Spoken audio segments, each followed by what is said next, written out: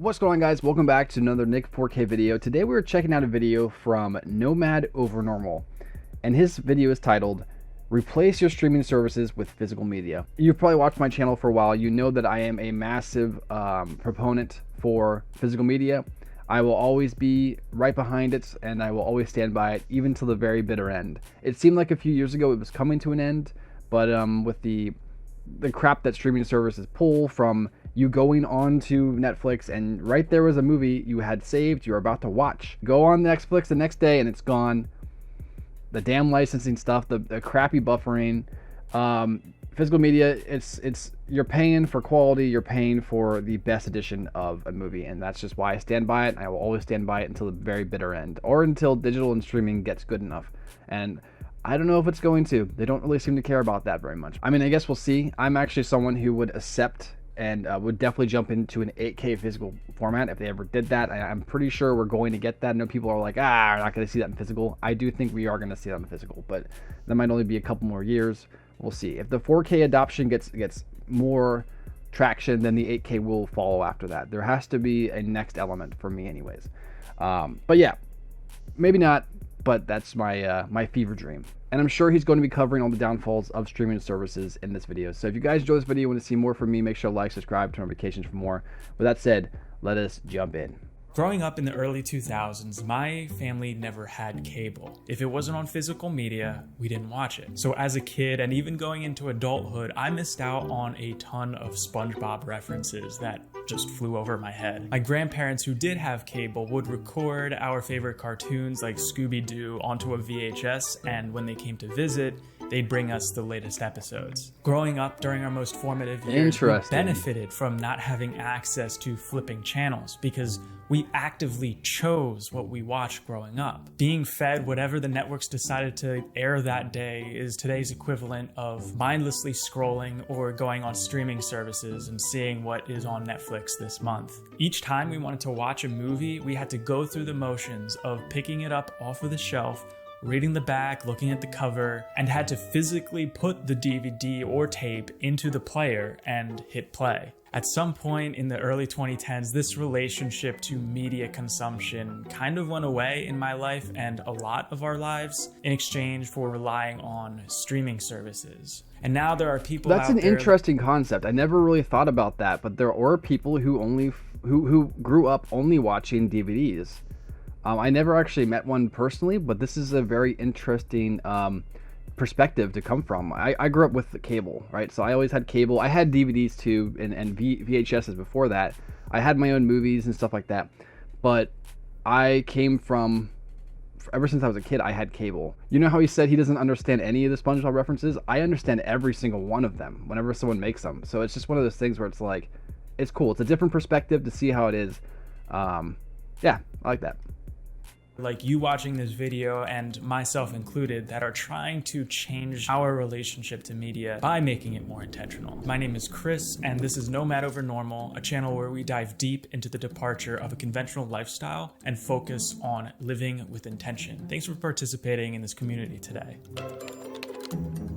One reason that my family never did get cable growing up is because we made the jump to streaming services relatively early on.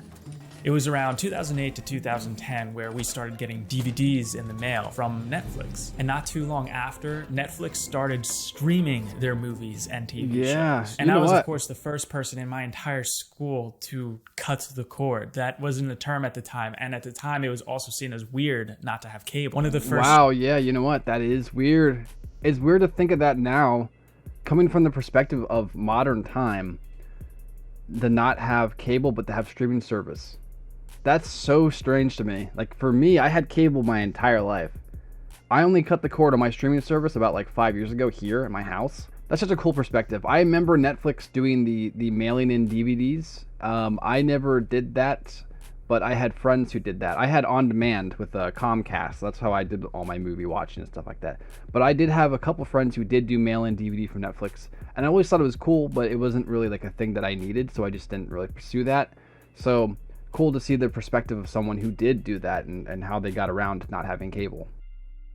Shows that I ever binged while watching was the TV show 24. Binging wasn't even a word at the time. I binged all of 24 episodes in literally 2 days. And I did it from my phone. For the first 5 years, Netflix had pretty much anything you ever wanted. The latest movies came out on streaming around Academy Awards time. Wow. And the DVD service was still in full swing. Hold up, Netflix was a thing back in the 360 days?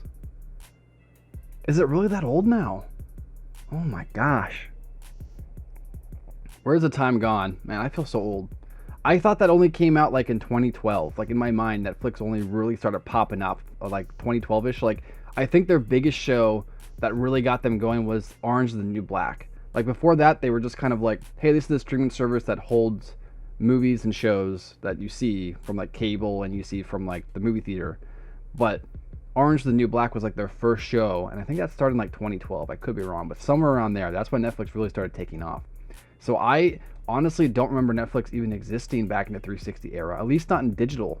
Like maybe like the physical discs you got from Netflix, but not the digital. Somewhere along the way, the selection dwindled. And as a new streaming service popped up with whatever show that we wanted to watch, we'd subscribe to that too. And it was justifiable to me during this period because at the time I was trying to live more intentionally and minimize my possessions. So I was like, okay, if I don't have physical media and I rely on these streaming services, then I have less clutter in my house. And as content on these streaming services became more diluted and you had these new alternative streaming services pop up and stealing content from the home base of Netflix, that reasonability factor sort of went away. And it was during this period where I kind of went back into getting Blu-rays and DVDs, but I didn't fully commit to that because I didn't want the physical clutter, and I was also using streaming services. Yeah, this is what happened to a lot of people. This is why physical media is getting its resurgence.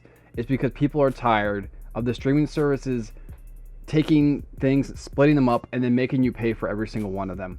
I just think like recently, Disney Plus, Hulu, and Max, they all made like a combined subscription now for $30 a month, which is not that bad, I think, for all the stuff they have in that. It's actually a really good deal. It's about time. That should have been like they should have did that years ago, right? That should have been like the first thing they all did.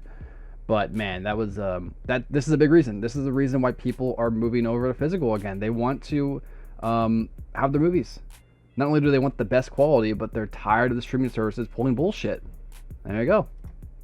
Out of laziness, I would never watch my DVDs because the amount of effort that you had to put in to take out the disc and place it in a DVD player, it wasn't automatic on my phone or my laptop. And then somewhere around actually the time that I discovered the library and I made that video, that was the catalyst that snapped me out of this. And I was like, you know what? We're gonna stop this over-reliance on streaming services because my local library had a better library of DVDs and Blu-rays, but there's also the good feeling of having your own library at home. Now, I'm not a collector in the traditional sense where I care about preserving something's value. I want it to watch and consume, not to resell or look good on a shelf. So what I did was pull the trigger on a CD binder and I took down all of my DVDs. I threw out or recycled the cases and kept the discs in sleeves. That might sound sacrilegious to a lot of collectors, but it allowed me to keep my physical media and consolidate the space that it took up. He has no idea how many people watching this video right now, he just hurt their souls. Throwing away the plastic case is a big no. It doesn't even matter if that case is damaged beyond repair, right? It doesn't matter if it's cracked and just shattered. You don't throw away your physical case. Everyone knows that. If anything, if you buy the binder and you put them in sleeves, you can do that, that's fine, but then you have to make sure you store those physical cases somewhere else for the future. I mean, for me, I'm a big collector and that hurts my soul a little bit, but like there are some hardcore collectors that's a massive no-no. Especially in like our 4K physical group. I'll leave a link to that in the description below if you want to join it. Yeah, that's a no-no. You don't do that. Me permission to keep it. The other day, I went to my library and they were having a sale. You could bring a reusable bag and for $10 you could fill it up. And so I did just that. I looked through all the DVDs and I zeroed in on movies that I never heard of, like really good 80s and 90s thrillers. And I knew these movies would never come up on Netflix, and I didn't want these movies to be forgotten in time. I filled up an entire bag. I got 42 DVDs, and more than half of the movies I never heard of, let alone seen. And yeah, I could have filled up my bag even more, but I didn't. And the reason I didn't was because because I had enough. I don't need to become a collector for the sake of being a collector. I just wanted to own the type of movies that I wanted to own, and I don't need to hoard anything. And so now that I'm using physical media, it changes the relationship not just with what I consume, but where I consume it. Now, going back to when I grew up watching things on VHS and DVDs, those players were always located in the central part of the house, the family room. So literally every night, my family would gather around the TV and we would watch our favorite shows. That's something that's sort of unheard of now, because with streaming services, it removed the need to have that centralized place, and anyone could watch anything they want, anywhere they want. And now...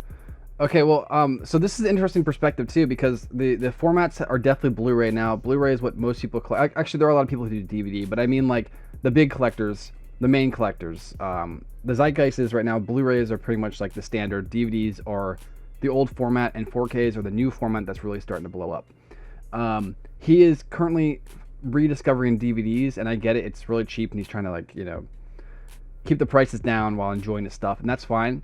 But wait till he figures out, like, the 4K format. You know what I mean? Wait till they actually figure that out. There's a lot of people who look at the 4K format, and I was one of these people. I talked about it before in one of my videos before. But I looked at the 4K format as it was like snake oil. Like, it's not actually better. It's just kind of there to sell more movies again, right? I eventually realized I was completely wrong, especially once I got an OLED to really to show off like what the 4K quality can do, because even a rough 4K transfer looks really good on an OLED. So it's one of those things. It depends on what you got. You know, looks like he's using like a Samsung from like 2013, 2014. So DVDs probably look amazing on it, right? But once he starts going into more better transfers and to getting better technology and kind of building that up, he'll start to see the cracks in the DVDs he has. But he seems like a type of guy who respects what DVDs are and will always appreciate them. And there's a lot of collectors out there who do that. For me, I completely skipped the DVD phase. So I never really collected DVDs, because by the point I started collecting, Blu-rays were already kind of becoming the standard. So I just did Blu-ray right off the bat. So it is cool to see this perspective for sure. I've never seen anyone with this perspective where this guy is effectively a new, I wouldn't say collector, but an appreciator of the format, of DVD format, I guess you could say, and Blu-ray he mentioned. But it would be interesting to see how he would feel if he did watch a 4K Blu-ray on like an actual, like, you know, in a 4K player, in a 4K OLED, just to see like his actual perspective on, does that justify his DVD purchases, right? Like, will he see that quality of 4K and go, I made a mistake, or will he still appreciate what he has and, you know, effectively just say no to 4K Blu-ray? I don't know. It's interesting. I'd like to see his perspective on that. Maybe he'll cover that in this video. In my house, I never needed to upgrade my TV because I never used it to watch media. It was always on the phone or laptop. But by committing to physical media, I had to reassess my setup and figure out how I can make a communal place in my home again. Now, of course, the first thought is to get a very nice OLED 4K TV. I was just talking about that. I thought back to one of my DVDs, 2001: A Space Odyssey. I wanted to have my first experience with this Stanley Kubrick movie to be on a projector in a theater. And I told myself one day that I would move into a house and make a theater system. But of course, because my relationship with streaming never progressed in any way, and I never took my media consumption seriously, I was kind of a zombie, that dream never happened. Orzen saw my library video and wanted to hook me up with their Boom 3 projector so that I could have a better relationship with physical media. The first thing I actually displayed was the trailer for The Batman.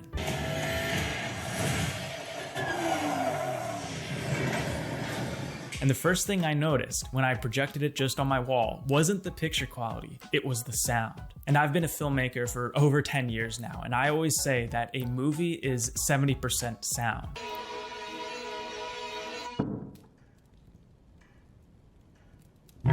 During a horror movie, in a scary scene, you don't cover your eyes, you cover your ears. You could watch a found footage movie, you could watch something that doesn't have the best cinematography, and you could forgive that. But you can't forgive really bad sound. So even earlier when I was talking about the desire of creating my own home theater system, one thing keeping me from doing that is the expense of creating your own like surround sound environment. But the thing is, that's gatekeeping a lot of people from enjoying projectors, because projectors aren't known for having good sound. sound. But Orzen and their Boom 3 projector changed that. It's called the Boom 3 because they want it to serve as your TV, a streaming device, and a Bluetooth speaker. So after I got my popcorn ready, it was time to finally watch 2001: A Space Odyssey. Watching my first movie on a projector in my house was the coolest thing. I've never had a screen this big. And in a nice dark room at night with booming sound, this was 100% the best movie watching experience I ever had outside of a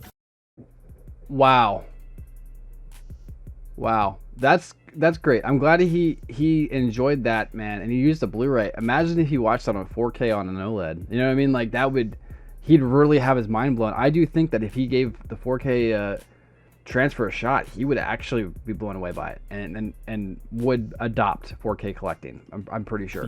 We actually set up our Nintendo Switch and we were playing Mario Kart and Animal Crossing. And when you look at these really expensive OLED TVs, sure, you have these amazing crisp images, but it's sort of like listening to music on vinyl versus listening to it on a CD. In my experience, there's just a certain feeling that having a projector in the room gives you that makes the experience unique. So if you're somebody that is interested in having their own home theater experience, the barrier to entry is really small. It's literally half the price of other expensive projectors and significantly less expensive than OLED TVs. I'm gonna leave an Amazon link down below with a special coupon code for you. And by the way, Orzen, thank you for being my first sponsor. In a lot of ways, okay, so that was smart. So he did an ad as also part of the video themed, that was smart. Usually people just kind of come out of nowhere like, hey guys, so my mom died today, and before we get started, Raid Shadow Legends, whoa! This guy was smart. That was a smart ad. That was an ad that was like targeted towards me, even like as a collector who would be looking for a video like this. That was great. Like, I appreciate ads that actually make sense. So definitely, good job. To a bunch of streaming services seems like a great option because you can have access to a lot of media that you otherwise would never buy. It looks like you're simplifying your life, but really you're just paying for an ongoing service that never ends and continuously gets worse as they revoke or cancel your favorite TV shows. Are we really just zombies that accept whatever Netflix and the streaming gods want us to watch? I speak a lot about subscription services and the death of ownership on this channel, and if you want to check it out, you can click on this video right here. Don't forget to hit that like button on your way out. Yeah, great video there, Nomad. Awesome video, guys. Make sure to subscribe to Nomad's channel. I'll leave a link to that in the description below. Yeah, everything he said was it's just true. You know, streaming has taken over. I think that's one thing that we can all just admit. Streaming is the next big thing, and it's going to continue to get better and better. But for now, physical is really hanging in there, especially when it comes to 4K releases. I mean, we're just seeing crazy 4K releases. Like, even just like recently, they were releasing like random movies that don't make any sense to have 4K transfers. They're coming out in 4K. So it's just like, that's great. I just think it's super important for all of us to really support physical media and keep it around as long as possible. Will it eventually go out of style? Maybe, but for right now, it's making enough money that it's still here. So the best thing we can do, really, and this is what I know is probably going to hurt a lot of collectors' feelings when I say this, but the best thing you can do as a physical media collector is adopt the new format. I know, like, people will have a ton of DVDs and they don't necessarily need Blu-rays. They think 4K is completely outlandish and unneeded. If you really want physical media to stay around, you got to start adopting the next thing. And that's not like hate on people who only collect DVDs, only collect Blu-rays. But I'm someone who loves my physical media. I'm someone who wants physical media to be around for a long time. And in order to do that, the companies have to start seeing more money going towards the newer formats. Even if you're a DVD collector, at least start adopting Blu-ray. Like, let's get Blu-ray going. You know what I mean? Like, if you don't want to do 4K, that's one thing. But, like, at least get Blu-ray going, guys. There's still people out there who will pay $20 for a brand new DVD, and that's just like good enough. When they can pay $25 for a Blu-ray, it's like extra $5. You got the extra quality of that disc. Just do it. Just do it. So that's just me, my 2 cents. I could be wrong, but that's how I feel. But how do you guys feel about streaming services? Did you cut the cord a long time ago? Do you have streaming services for a long time? Like for me, I have both streaming services and physical media. They both work in tandem, and it depends on which one I want to use at the time. But yeah, I use both. What do you guys do? Let me know in the comments below. Make sure to like, subscribe, turn notifications for more videos. And until next time, guys, I'll catch you later. Peace.